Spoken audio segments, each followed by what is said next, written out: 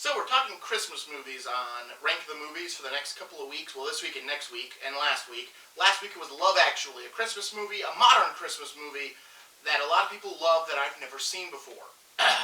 This week I decided to look at a Christmas movie most people don't like, and I decided to put myself through it. Spoiler alert, I also don't like it. I decided to, when I looked through a list of Christmas movies, and I was looking for ones that people generally don't like, you can go the easy route and be like Santa Claus Conquers the Martians, which is a B movie to begin with. So if most people don't like this movie, it makes sense. But I decided to go with one that had a budget. Like, I was looking for a Christmas movie that most people don't like that actually has a budget. And I picked the Vince Vaughn, Paul Giamatti classic from 2007, Fred Claus. This movie's awful. This movie's bad. This movie is an hour and 55 minutes because I don't know why. Why is this movie an hour and 50? That was the first thing. I looked at the time when, it's Fred Claus, hour 55. Why is this movie almost 2 hours long? I'll start off with, I did look up how much this movie, because it's a not critically acclaimed film. It's a very hated on film, so I was wondering, well, how did it do at the box office? It cost $100 million to make, and they made less than that with the total gross. They made like $97 million, so it did lose money. So it is technically a bomb. Not a huge bomb, just a little bomb. It's not a bomb, but it is a bomb. And why is it a bomb? Because it's Fred Claus. Because somebody came up with the idea that, what if Santa Claus has a brother? Yeah, I like this idea. Santa Claus has a brother. So now we gotta explain why Santa Claus has a brother. Because this movie is set in 2007. So Santa Claus, who was a real person, St. Nicholas, Nicholas Claus. Well, that's the name they give this movie. I'm not sure what the saint's actual, if the saint even had a last name. But St. Nicholas Claus is a real person who had a brother named Frederick Claus. Alright, how do we explain it? Because the movie opens with Nicholas being born, so Santa is being born back when Nicholas would have been becoming a saint, when he would have been born. So the movie starts off in appropriate moments, and Fred is alive. Fred is his older brother, which I did not get why Fred was the older brother, but okay, Fred's the older brother, whatever. Yeah, we'll accept this. Fred is the older brother. Santa is born, and everyone's happy, and then you get some childhood stuff, and again, it's still set in the right period of time for when Saint Nicholas would have been a kid. I'm going to be flipping back and forth on terms here throughout this review. And basically, Nicholas is a very nice boy. He's very, giving. He is, preparing to become a saint, basically. His mom's already calling him a saint, even before he's done whatever he did to gain his sainthood. She's already referring to him as a saint. And Fred's just the other kid. Nobody cares about Fred. Who cares about Fred? He's not Nick. You then find out through narration that apparently when someone becomes a saint, that they become ageless with their spouse and their family. So basically, you get immortality just by being related to a saint. I did not know this. I've gone to church. I've gone to many churches. I've never heard anyone say the saints are still alive, that they are ageless. But that's a thing. That's a thing in this movie. That's why Fred is still alive in 2007. And by the way, the fact that he has been alive since the 1500s, I think, is St. Nicholas, is when he rose up, is the 15 to 1600s. They never cover it. He never talks about, how crappy it was to have lived through thousands of years, and he's thousands of years old. It is never covered. It's just said he's frozen at the age he was at when Nicholas became a saint. It makes no sense, because that seems like the more interesting story, is what did this person do for this, for the thousands of years he has been stuck on Earth and, just stuck in eternal life.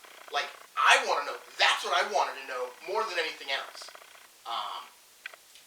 But anyways, he apparently lives in Chicago, where he dates a meter maid. Again, he's been alive for thousands of years. This can't be the first love of his life. But they treat it like it. Like this is the woman for him. This is the only love of his life ever. That he's waited thousands and thousands of years to meet this one woman at this one point in time. Okay, that's fine. Whatever. Let's move on. Fred wants to open an OTB across from the Chicago Exchange to get the people who come off the exchange to gamble, and he needs to borrow money. Unfortunately, he tries to raise it by making a fake charity and posing as, and being one of the guys who wears a Santa hat. He gets arrested for it, and he calls Nick to give him $5,000 bail, plus the $50,000 he needs to purchase the site he wants to use for the off-track betting. This makes Nicholas go, well, if you want it, you'll have to earn it. You'll have to come up and work at the North Pole, which you've never visited, for the time between now and when you have to have the money due by. So Fred begrudgingly agrees and goes to the North Pole. After having an argument with his sister, with his girlfriend, who does not know that he is, one, thousands of years old, or two, the brother of Santa Claus. He gets to the North Pole, he meets the really awful... They use little people in this movie. To play the elves, they use them. But then they cast people like Fred Willard to play an elf, and sometimes it's fine, because sometimes it's just forced perspective to make him look shorter. And other times, they literally take his face and CG it onto that of an actual little person. And it looks bad. And it feels bad to watch it, because it's like, why didn't you just cast a little person in that role and just save yourself the money? I don't know if Vern Troyer was still alive, but like, there are other very famous. Warwick Davis. You could have cast Warwick Davis. He might have looked a little older, but he could have done it. He's a fine actor, and he would have been a more appropriate height for this elf role. And then, for some reason, the only people who aren't short, who aren't elves, is Santa, his wife, and Elizabeth Banks. For some reason, Elizabeth Banks is in this PG-rated children's film dressed as a slutty Santa. That is her costume. She looks like a slutty Santa, like one you would find at a costume shop. And she really doesn't do anything in this movie. She's like the third or fourth billed cast member in this movie. Miranda Richardson, John Michael Higgins. Okay, she's pretty far down. All right, that's fine. But she is still basically an actress you will recognize, because Miranda Richardson, I know who Miranda Richardson is. A lot of people do, but just saying that name probably isn't bringing up an image of who Miranda Richardson is. But she's a very good actress, and she plays Mrs. Claus. But she's basically there as one, she is the love interest for John Michael Higgins, his elf character, and I don't even know, she's Santa's little helper. That's what she's introduced as. That's it. She doesn't really do anything. Her lines aren't this is just a female role that is pointless in a movie, and was cast with someone who's attractive because they wanted somebody attractive. And not saying the other actresses in this movie aren't attractive, like Rachel Weisz plays, I believe it's Rachel Weisz. I don't even know if she's credited on the back of this box. Yep, Rachel Weisz plays the love interest for Vince Vaughn, for Fred, and she's a very attractive woman as well. But I think they just wanted one in a skimpy outfit. So they brought in Elizabeth Banks in this PG-rated family film. Because, Daddy needs to look at something while watching this crap. So anyways, everyone else is short except for apparently Elizabeth Banks, and then Santa and Mrs. Claus. Fred is put to work in the naughty or nice department, reviewing files and deciding if children are naughty or nice. But they apparently have a leaderboard that ranks the top 10 naughty kids. I don't get it. It seems like there's digital naughtiness, but then there still needs to be a person stamping files, naughty or nice. I don't I don't get it. I don't get it. Kevin Spacey shows up because he is an efficiency consultant working for, I have no idea who. They hot-shotted this storyline into this movie because they needed a villain. I think at some point they went, oh, we need a villain. How do we get a villain? It's gonna be Kevin Spacey! Which, I don't agree with anything Kevin Spacey has done and all of the allocations. But it does mean you get a top-notch performance in this shitty movie. Because, and Paul Giamatti also gives a great performance as well. Both actors do very good jobs doing their work in this movie. But he's a consultant. He works for whoever pays for Santa to be Santa and work at the North Pole. It's never clarified. But it's clear that whatever he works for also runs the Easter Bunny, the Tooth Fairy, all those other mythical children's creatures that help out. He works for whoever runs all of those. Again, I don't know who this is, because the movie never wants to specify, because it's just a creative idea that makes no sense. Anywho, he shows up, he has a grudge against Santa, so he wants to shut down Santa's workshop and move all operations to the South Pole. Because that's a thing he can do. So he starts screwing and setting up Fred as the fall guy, and Fred has to go have dinner with his parents, which of course goes poorly, because his parents like Nick better. And it turns into a fight. They have a fight after Fred stamps every kid nice, because, who's to judge what is naughty or nice? Which I guess is takeaway is you shouldn't be judged if you're naughty or not. I don't care. I just don't care. Inevitably, Fred has to go be Santa, because of course he does. What's the point of this movie if he doesn't have to go be Santa? And he delivers the presents, and everyone's happy, and John Michael Higgins... I'm skipping, because this movie is awful. And John Michael Higgins kisses Elizabeth Banks, and it's so cute, and it's whatever, who cares? And Kevin Spacey wanted a Superman cape when he was a child, because he was in Superman the year before this movie came out, so of course he wanted a Superman cape, because Lex Luthor, well, I don't care. I just don't care. And Fred reconnects with Rachel Weisz, who now knows that he is the son, the brother of Santa Claus, but still never questions what he has done with his life for thousands of years.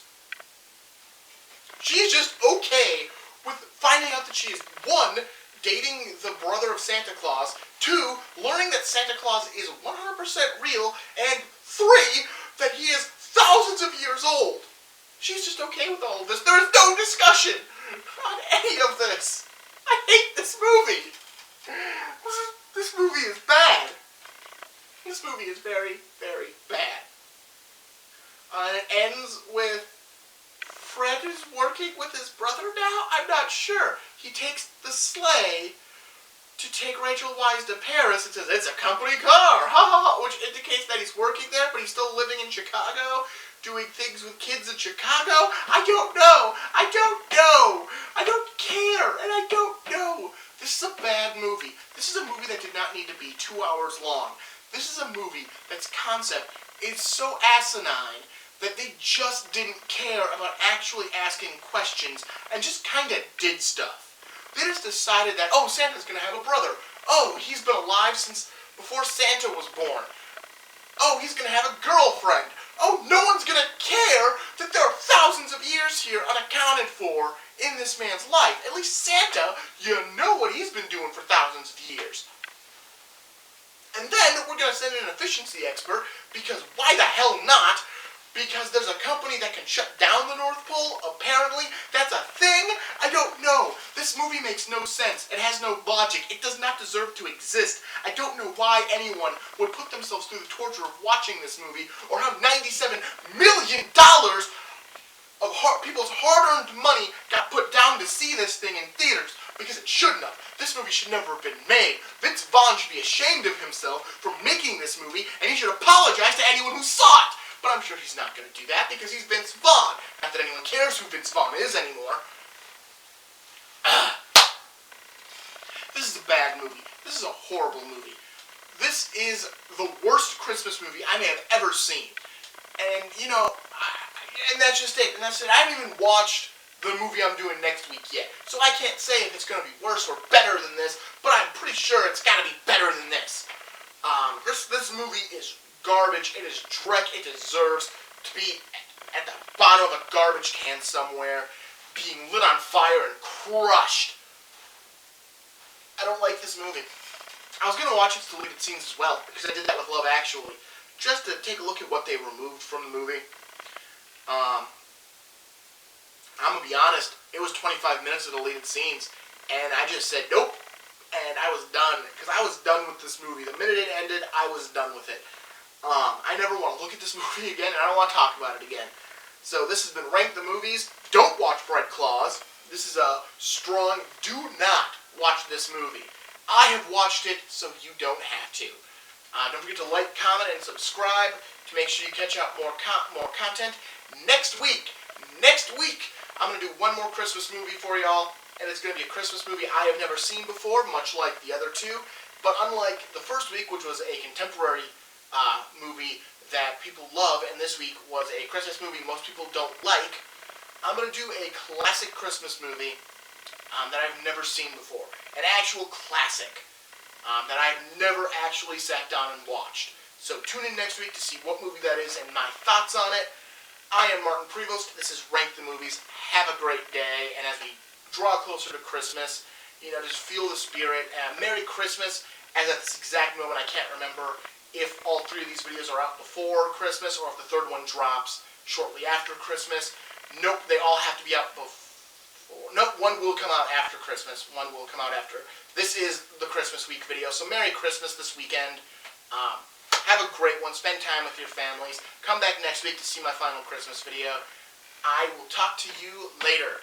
Have a good one.